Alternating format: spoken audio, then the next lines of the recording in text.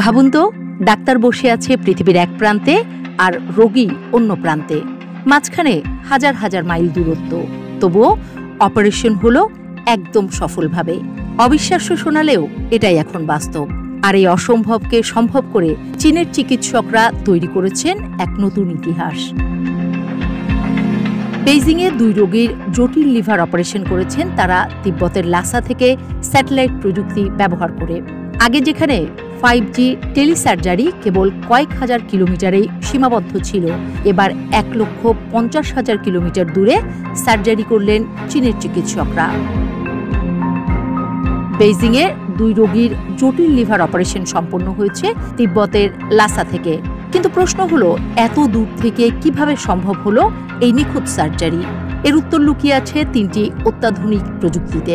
প্রথমত, adaptive latency ও neural network. Satellite সংযোগে দেরি হলেও এই সিস্টেমের কারণে 632 মিলিসেকেন্ড ল্যাটেন্সি থেকেও রোবোটিক আর্মের ত্রুটি থাকে মাত্র 0.32 মিলিমিটার, যেন সরাসরি নিজ হাতেই ছুরি কাঁচি চালাচ্ছেন সার্জন।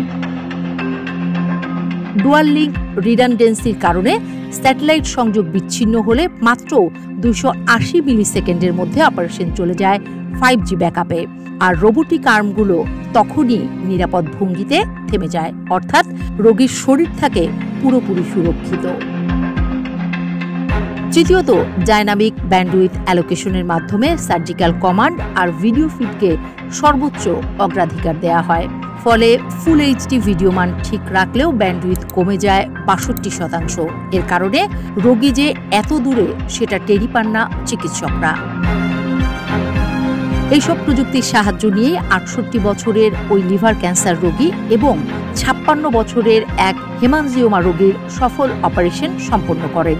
এতে সময় লেগেছে গড়ে 2 ঘন্টার মতো, রক্তক্ষরণ হয়েছে মাত্র 20 মিলিলিটার, আর রোগীরা 24 ঘন্টার মধ্যেই সুস্থ হয়ে হাসপাতাল ছেড়েছেন। 2024 সালে রোম থেকে বেইজিং পর্যন্ত টেলিসার্জারির সাফল্যের পর এবারকার অগ্রগতি সার্জারির সীমা বাড়িয়ে দিল 1,50,000 কিলোমিটারেরও বেশি দূরত্বে। এর মানে আগামী দিনে যুদ্ধক্ষেত্র, ভূমিকম্প বিধ্বস্ত অঞ্চল কিংবা জনশূন্য দুর্গম জায়গা যেখানেই হোক, স্যাটেলাইটের হাত ধরে পৌঁছে যাবে আধুনিক চিকিৎসা।